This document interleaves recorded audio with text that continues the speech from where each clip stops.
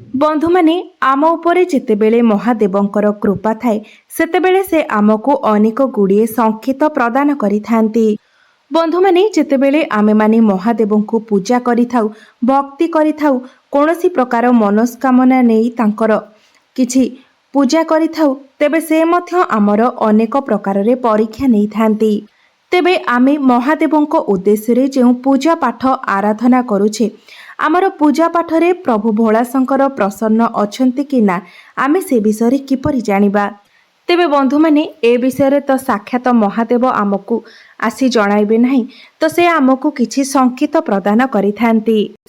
ताहा स्वप्न माध्यम हेउ अबा अन्य जेकोसी माध्यम हेउ भगवान शिव शंकर आमको संकेत निश्चित भावरे प्रदान करिथांती। तेबे आजिर एही भिडियो रे आमे माने जानिबा आपनकु केउ सबु संकेत मिलिले आपण जानिबे जे आपनक उपरे भगवान भोलाशंकर प्रसन्न अछंती। आपनकु महादेवंकर कृपा प्राप्ति हेबाकु जाउछि आगकु आपनकर भाग्य बदलिबाकु जाउछि। तो बंधु माने आसंतु जानिबा सेही संकेत गुड़िक कौन। तेबे ता पूर्वरु आपण माने भिडियोटी को लाइक करी चैनल टी को सब्सक्राइब करि दियंतु एवं कमेंट बॉक्स रे भक्ति एवं श्रद्धार सहित ओम नमः शिवाय निश्चय लिखंतु। तो बंधु माने जदि आपणको पूजा रे आराधना रे भक्ति रे भगवान भोलाशंकर प्रसन्न हुअंती तेबे स्वप्न माध्यम रे से आपणको निश्चित भावरे एही सबु संकेत गुड़िक प्रदान करिथांती। तेबे बंधु माने जदि आपण स्वप्न रे कोनोसी भी देवादेवी को देखंती तेबे आपण माने जानि नेबे जे आपणकर समस्या सबु दूर हेबाको जाउछि। आर्थिक समस्या हेउ पारिवारिक समस्या हेउ स्वास्थ्यगत समस्या हेउ किंबा अन्य जेकोसी समस्या हेउ सबु प्रकारर समस्यार अंत हेबाको जाउछि। एहा व्यतीत जदि आपण स्वप्न रे भगवान भोलाशंकरଙ୍କ सह जड़ित कौनसी भी जिनिसर स्वप्न देखंती जेमिति कि वृषभ डंबरु त्रिशूल बेलपत्र चंद्र एमिति कौनसी भी वस्तु जहाँ महादेवंक सहित जड़ित अटे जदि सेही सबु वस्तु को आपण स्वप्न रे देखंती तेबे एहा आपणଙ୍କୁ संकेत देइथाय जे खूब शीघ्र आपणଙ୍କର भाग्योदय हेबाको जाउछि। जीवन रे चलीथिबा समस्त समस्यार अंत हेबाको जाउछि। बंधु माने जेतेबेले आम जीवनरु दुख सरी आमर भल समय आसीबाकु थाए सेतेबेले ईश्वर आमको किछि संकेत प्रदान करिथांती। सेही भली जेतेबेले आम जीवन रे किछि खराब समय आसीबाकु थाए तो ता पूर्वरु मध्य आमको ईश्वर किछि संकेत प्रदान करिथांती।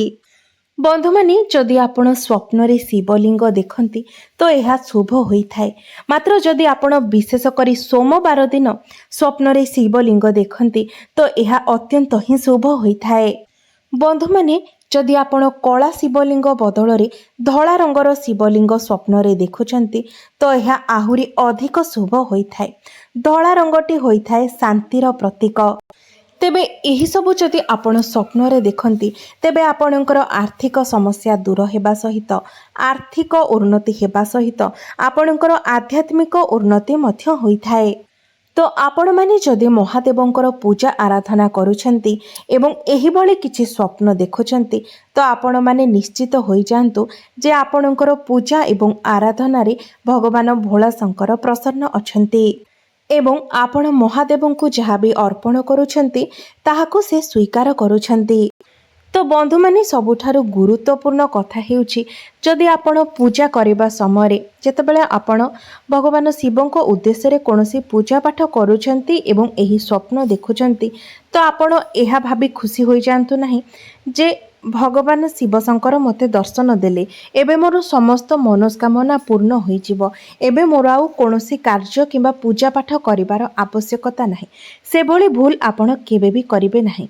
आपणଙ୍କୁ जदि एही भली संकेत मिलुछि तो आपण आहुरी अधिक पूजा पाठ रे मनोनिवेश करंतु भगवानଙ୍କୁ प्रसन्न करिबा पई आहुरी अधिक चेष्टा करंतु।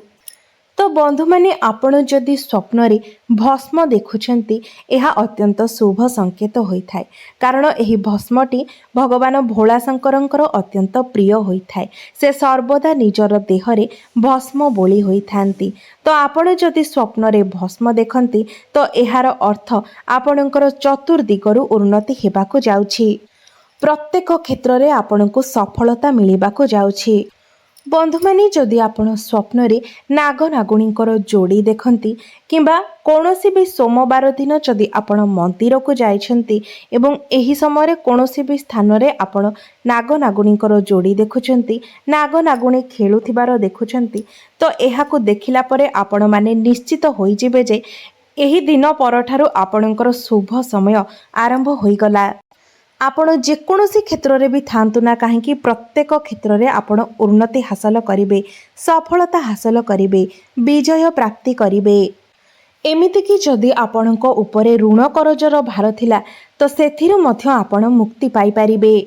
तेबे बंधु माने आपणकु मु एक उपाय कहूछि जदि आपण केउठारे नाग नागुणीकर जोड़ी देखुछंती नाग नागुणी खेलुथिबार देखुछंती तो आपणक पाखरे जदि नुआ वस्त्र थाए ସେହି ନୂଆ ବସ୍ତ୍ରକୁ ନେଇ ସେହି ପାଖରେ ରଖିଦିଅନ୍ତୁ ଏବଂ ସେମାନେ ଯଦି ଆସି ସେହି ବସ୍ତ୍ର ଉପରେ ଖେଳନ୍ତି ସେହି ବସ୍ତ୍ରଟି ଆପଣଙ୍କ ପାଇଁ ଏକ ଭାଗ୍ୟଶାଳୀ ବସ୍ତ୍ର ହୋଇଯାଇଥାଏ। ଅର୍ଥାତ୍ ଆପଣ ଯେଉଁ ସ୍ଥାନକୁ ବି ଯାଉଛନ୍ତି କୌଣସି ବି ବଡ଼ କାର୍ଯ୍ୟରେ ଯାଉଛନ୍ତି ତ ସେହି ବସ୍ତ୍ରକୁ ଯଦି ଆପଣ ଧାରଣ କରିକି ଯାଆନ୍ତି କିମ୍ବା ସାଥିରେ ନେଇକି ଯାଆନ୍ତି ତ ଆପଣଙ୍କୁ ସେହି କାର୍ଯ୍ୟରେ ସଫଳତା ମିଳିବା ସୁନିଶ୍ଚିତ ହୋଇଥାଏ। जदि आपण स्वप्न रे नाग नागुणी देखती तो यार अर्थ आपणकर वैवाहिक जीवन में जदि किसी समस्या थिला तेबे से सबु समस्या समाधान होइजिब आपणकर संपर्क सुमधुर हिब। जदि आपण स्वप्न रे बेंग को कथा कहूथिबार देखती एवं पानी रे आपण माछ माननकु खेलुथिबार देखती तो यह मध्य आपणक पई अत्यंत शुभ संकेत होइथाए। जदि आपण स्वप्न रे महादेव को तांडव करुथिबार देखती किंबा तांकर नटराज स्वरूप को देखती तेबे मध्य आपण को शुभ संकेत प्राप्ति होइथाए। एहार अर्थ आपण माने जानिबे जे महादेव आपणकर समस्त दुख क्लेश कष्ट समस्या को नाश करि देइछंती एवं एहा परठारु आपण निज जीवन रे सुख एवं शांति भोग करबा को जाउछंती। जदि आपण निज स्वप्न रे भगवान श्री राम किंबा भगवान श्री रामंकर परम भक्त हनुमान को देखती तो जानिनेबे आपणक जीवन रे एबेठारु शांति एवं सुखर आगमन हेबाको जाउछि। जो भगवान श्रीराम किंबा भगवान हनुमानंकर दर्शन होइथाय स्वप्न रे तो सेमाने अत्यंत भाग्यशाली होइथांती। सेमानंक उपरे सर्वदा प्रभु श्री राम एवं भगवान श्री हनुमानंकर कृपा एवं आशीर्वाद रही थाए कारण भगवान श्रीराम मध्य हेउछंती शिव भक्त एवं हनुमान मध्य शिवंकर एक अवतार एवं से मध्य शिव भक्त अटंती। बंधु माने जदि आपण स्वप्न रे शिव मंदिर देखती तो यह अत्यंत शुभ संकेत होइथाय। मात्र जदि आपण एपरी शिव मंदिर देखुछंती जो शिव मंदिर को आपण आगरु केबे जाई नाहंती तो यार अर्थ आपण को महादेवंकर डाकरा आसीछि। आपण माने निश्चित सही शिव मंदिर को जीवा पाई चेष्टा करंतु। जदि आपण निज स्वप्न रे निजर पूर्वज माननकु आपण को आशीर्वाद प्रदान करुथिबार देखंती किंबा कोनोसी भी व्यक्ति को धला रंगर वस्त्र पिंधिथिबार देखंती तो यह आपणकर उन्नतिर संकेत होइथाए। जदि आपण स्वप्न रे वृषभ को देखुछंती नंदी महाराजों को देखुछंती तो यार अर्थ आपण जो कथा नंदी महाराजों माध्यम रे भगवान शिवं पाखक पठाइछंती सेही कथा भगवान शिवं निकट रे पहुंची सारिछि एवं एही वार्ता आपणक निकट रे पहुंचाइबा पई स्वयं नंदी महाराजा आपणक दर्शन देइछंती। जो मनोस्कामना आपण नंदी महाराजों को जणाइथिले शिव मंदिर को जाइथिले सेही मनोस्कामना आपणकर अति शीघ्र पूर्ण हेबाकु जाउछि। जदि आपण स्वप्न रे सिंह देखंती तो यह आपणक पई एक शुभ संकेत होइथाय। एहार अर्थ माँ गौरी एवं भगवान भोलाशंकर आपणकर समस्त दुख कष्ट को नाश करिछंती। तेबे बंधु माने एही भिडियो रे मु आपणकु किछि स्वप्न एवं तार संकेत विषय कहली तो आपण मानकु जदि एही सबु स्वप्न आसुथाय एही सबु संकेत प्राप्त हेउथाय तो आपण माने जानि नेबे आपण मानक उपरे महादेवंकर विशेष कृपा रहिछि।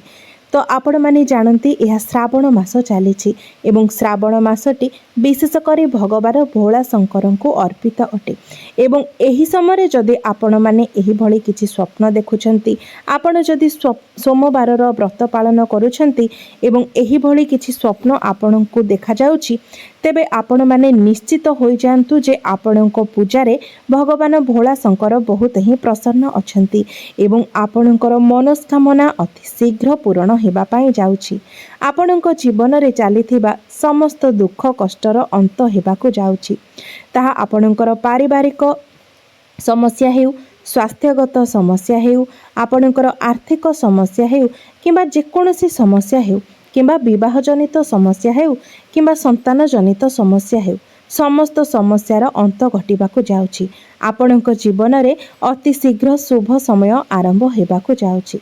ତ ବନ୍ଧୁମାନେ, ଗୋଟିଏ କଥା ମନେ ରଖନ୍ତୁ ଯେ ଆପଣ ଈଶ୍ୱରଙ୍କ ଉପରେ ସବୁବେଳେ 100% ଭରସା ରଖନ୍ତୁ, କାରଣ ଭଗବାନ ଆମକୁ ସର୍ବଦା ପରୀକ୍ଷା କରିଥାନ୍ତି।